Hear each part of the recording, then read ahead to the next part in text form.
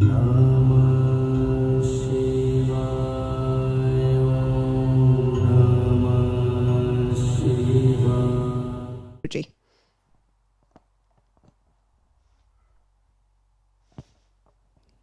Jai Guruji, everyone. Happy Baisakhi. Guruji has made Baisakhi a very special day for me over the last few years. In 2022, on Baisakhi Day, I found out I passed the bar exam. Last year on Baisakhi Day, I found out I was pregnant with our first child. And today, I get to share my Satsang with all of you. And the day's not over, so you might have something in store later. So I got connected with Guruji in 2014 when I was a junior in college.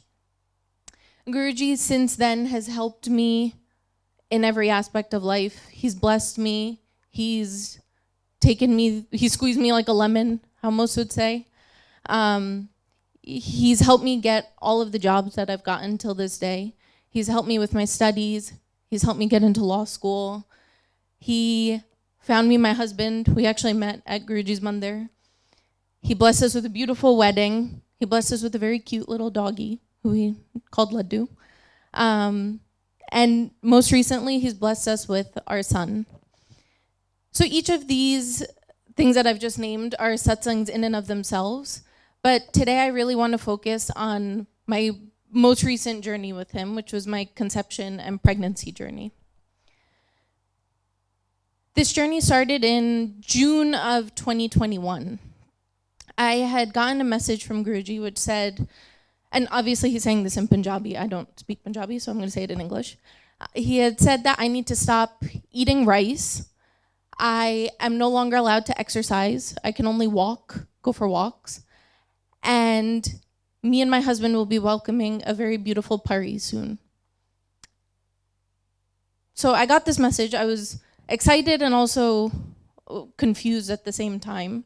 I used to do very vigorous workouts. I'm Punjabi, so we love to eat. And the way I would maintain my weight was by working out. I never really didn't eat anything. So I was very upset to hear that I couldn't work out anymore. And rice for me wasn't a big deal because I never really cared to eat rice, so I was like, that's fine. I knew Guruji had something up his sleeve, so I listened to every word. Oh, and he had also said that there's a pill I'm taking that I need to stop taking. The only pill I was taking at the time was my birth control. So I stopped taking that.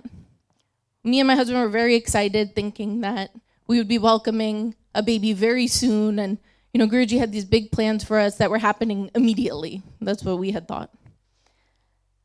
So I had listened to Guruji's message.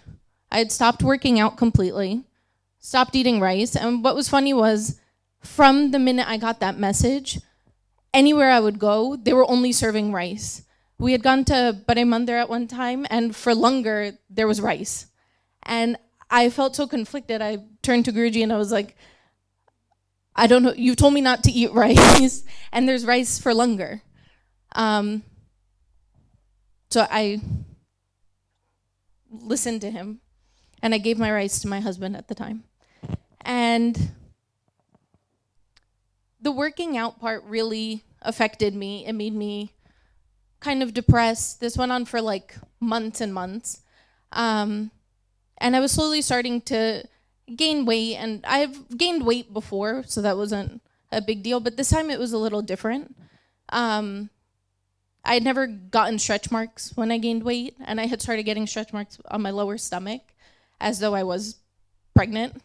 I started experiencing different bodily changes, which now having been pregnant, I realized that only pregnant people go through.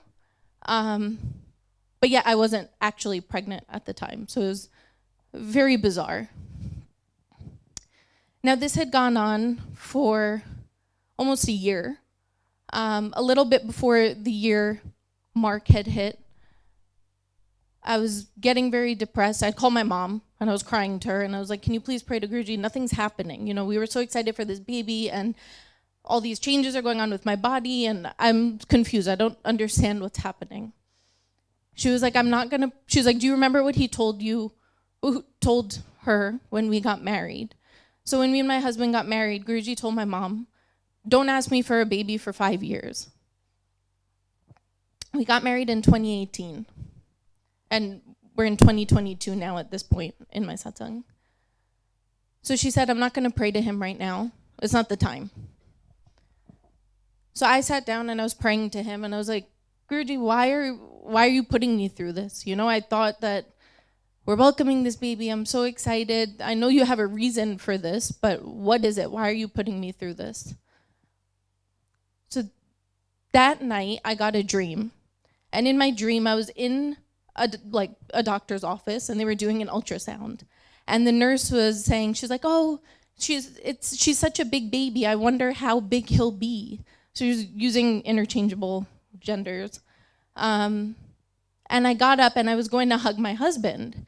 And the nurse was like, no, you can't hug him. He's not here. You can't hug him. And she wasn't letting me go to hug him. And I was crying because she wasn't letting me to go hug my husband. And suddenly the doctor's office scene disappears and the nurse disappears. And then I go to hug him. And I woke up and I was dripping sweat. It all felt felt too real. And in the dream, Guruji was sitting there, and he had said, of course in Punjabi again, which I can't say myself, he had said, listen to Narinder Dand Uncle's Satsang, and you'll see what I'm doing with you. So in the morning I woke up, I'm dripping sweat. I was very shaken up by the whole dream. And I go to pray to him in my puja area, and I couldn't remember the last name of Narinder Uncle's last name. I just remember Narinder Uncle because that's also my father-in-law's first name. So I'm sitting there and I'm scrolling through Facebook then, and the first thing that comes up is Narinder Dand Uncle Satsang. So I click on it, I'm listening to it, and in his satsang, Guruji tells him to go pick up dung cakes from his mother. So Narinder Uncle goes and he picks up the dung cakes, but he doesn't pick all of them up. He only takes some of them, and he goes back home. And later on, his wife conceives, they have a baby girl, and within a few days, their daughter passes away. And the wife had a C-section. She gets very, the C-section scar gets infected. She went through a tough time with that. And Narinder Uncle's praying to Guruji, and Guruji, in his dream, shows him the daughter that had passed away. And he says, do you want this child? And Narinder Uncle was like stunned because I think he had brought the child to life, if I'm remembering correctly. Sorry if I'm not. And Narinder Uncle was stunned. And Guruji says the life of this child meant the death of one of the parents. So Narinder Uncle said no, and Guruji granted the baby moksha, and that was the end of that. So then I started, and so Guruji tells Narinder Uncle, had you taken all of the dung cakes like I had instructed you, the baby would have never been born, and you wouldn't have had to go through all of this. So that's when I understood what he was doing with me. He was basically making me go through all these changes as though I was having a baby, but he was cutting whatever karma I had and getting rid of it for me because I was listening to what he was saying. I wasn't eating rice, I wasn't exercising, I wasn't doing all of those things. So then my prayer to him started changing. It wasn't, Guruji, I want a baby, I want a baby, I want a baby. It was, it was, please give me a baby whenever you feel is best and what you know when is best. And I want our family to be together and to be happy.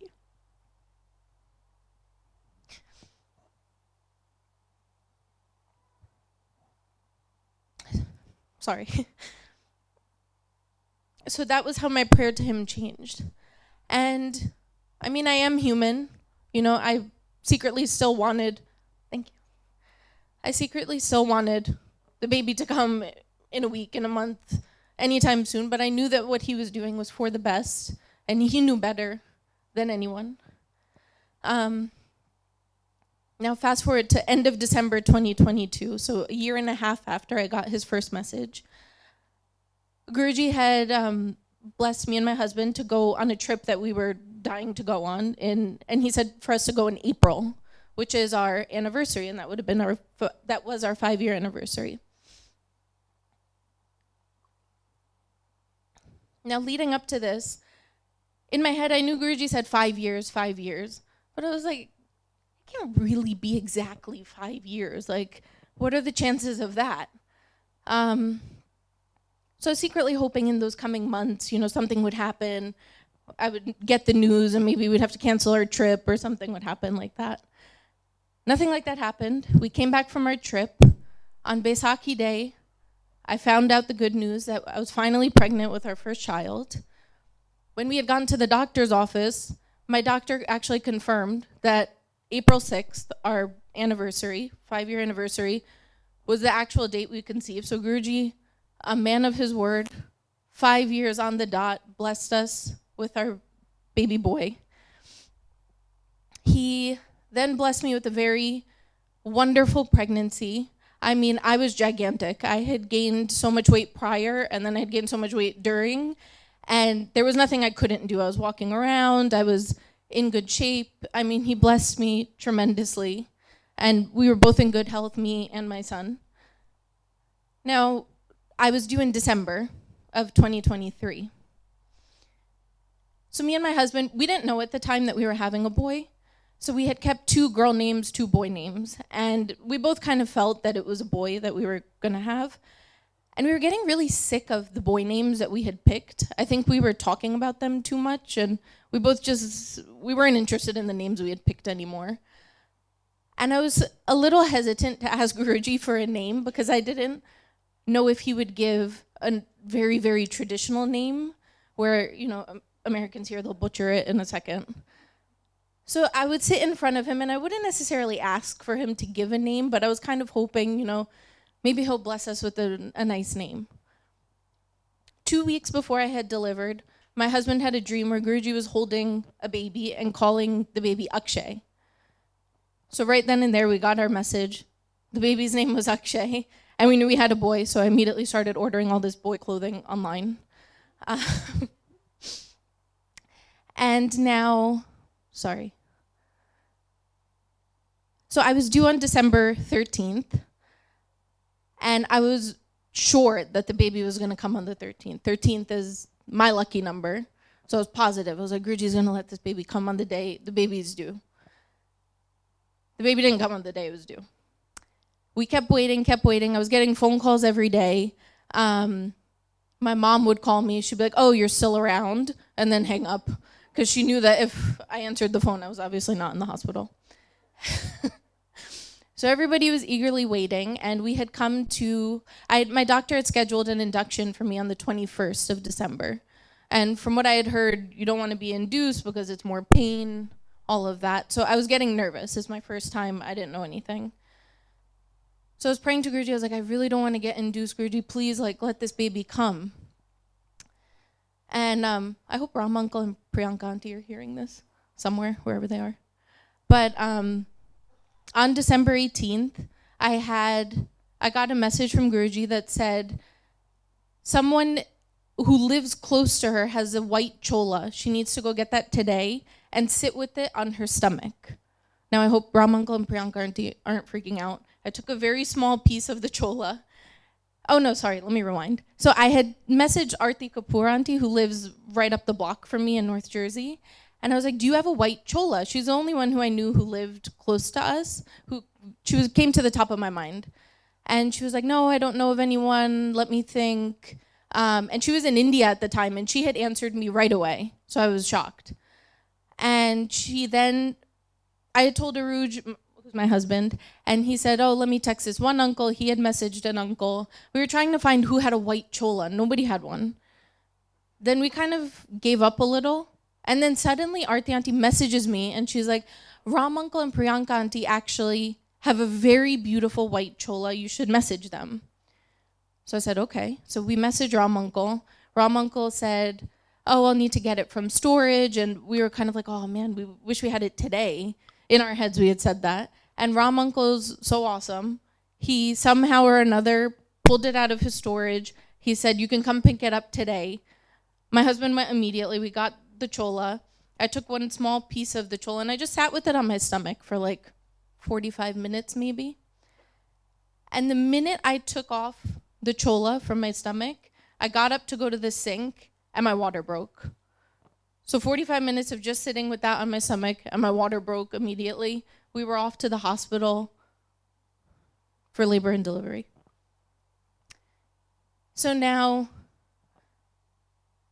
the whole labor and delivery process had started, and a week prior to that whole event happening, my mom had called me. She said, I had a dream that Guruji was telling me, if the doctors say to do a C-section, do it. And now I know in our society a C-section is very frowned upon and all of that. So my mom, even at the time, she also had a natural delivery, and she was very adamant that I also had the same. She was like, it should only be natural, no C-section, no C-section. So she was telling Guruji, no, Guruji, please let her have a natural delivery. We don't want a C-section. So he laughs at her and he says, okay. He said, tell her to pray for the safe delivery and pain-free delivery of the baby, that the baby should go through no pain. So my mom calls me, she tells me this, and she says, just pray for a natural delivery. So I didn't. I did what Guruji said, and I prayed to him for a pain-free delivery for both me and the baby. And it's interesting because, at least for me, I never thought of the pain that the baby goes through when you go through the whole delivery process, right? It's always the woman. Oh, I don't want to feel pain. I don't want to tear. I don't want to do this. I hope I recover quickly. But you never really think of the pain that the child goes through. So as I was praying, I was understanding kind of what he was trying to tell me, that it's not just about you, it's also about the baby. And sure enough, actually, sorry, let me rewind again. And it was funny because me and my mom were also chatting, and this isn't anything Guruji had said. My mom on her own had said, I had heard that if you call your mom when you're in labor, you're going to have a very long labor. So don't call me when you go into labor. So I guess Guruji was laughing at both of us when we were having this conversation, because I had the longest labor ever, and I called nobody. As Guruji says, don't believe in superstitions, and I was silly and forgot that. So I'm sorry. I had a very long labor. 2 minutes. And sure enough, at the end of my labor, I was pushing for 2.5 hours. The doctor had said, we recommend a C-section. And the minute I heard those words, Guruji's voice was in my head, and I said, okay. And I told Guruji when I was praying to him that if I have a C-section, you're the only one who can make me recover quickly. You have to make me recover quickly. I've never had surgery. You're the only one who can do that. And sure enough, he did. Only with his grace, I was able, within a few days, I was walking up and down the stairs. Within a week, I was moving at a normal pace.